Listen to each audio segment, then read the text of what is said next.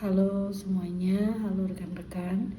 Di video ini kita akan berdiskusi 4 tahap utama dalam risk management dan bagaimana keempatnya berkontribusi dalam meningkatkan ketahanan proyek serta memastikan penyelesaiannya sesuai dengan skop, timeline, dan budget.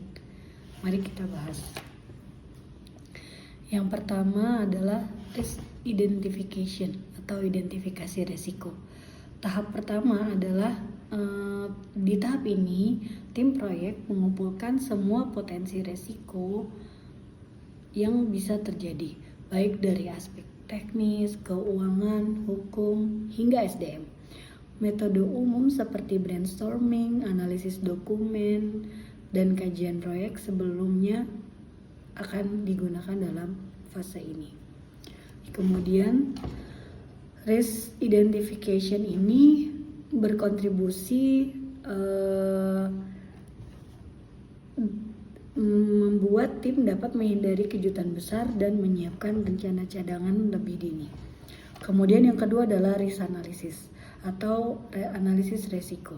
Setelah resiko diidentifikasi, langkah-langkah selanjutnya adalah menganalisis tingkat kemungkinan atau probabilitas dan dampaknya terhadap proyek.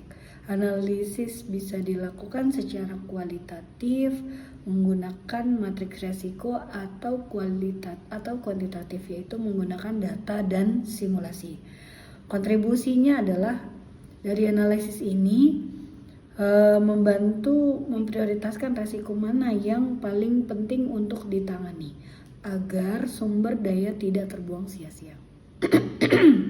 Kemudian yang ketiga adalah risk response atau strategi mitigasi. Di tahapan ini tim menyusun strategi mitigasi. Ada 4 pendekatan utama. 1. Menghindari, mengurangi, memindahkan, misalnya lewat asuransi, dan menerima resiko atau accept, menerima resiko kecil tentunya. Dalam risk response ini kontribusinya adalah membantu tim siap bertindak saat resiko muncul tanpa panik karena sudah punya solusi sebelumnya. Nah, yang keempat adalah risk monitoring dan control. Pengendalian resiko di tahapan terakhir adalah monitoring dan dokumentasi. Resiko bisa berubah selama proyek berjalan, jadi penting untuk melakukan pemantauan secara berkala dan memperbarui strategis jika diperlukan. Kontribusinya adalah pengendalian yang aktif membuat proyek tetap adaptif dan terkendali walaupun ada perubahan di lapangan. Oke.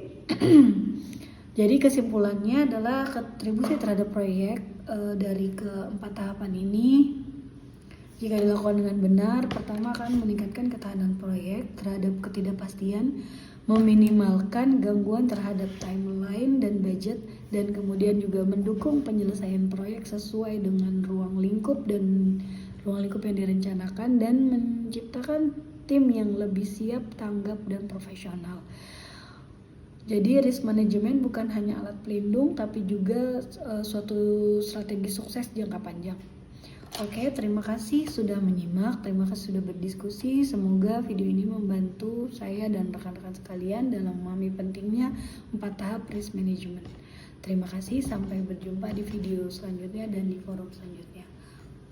Selamat malam.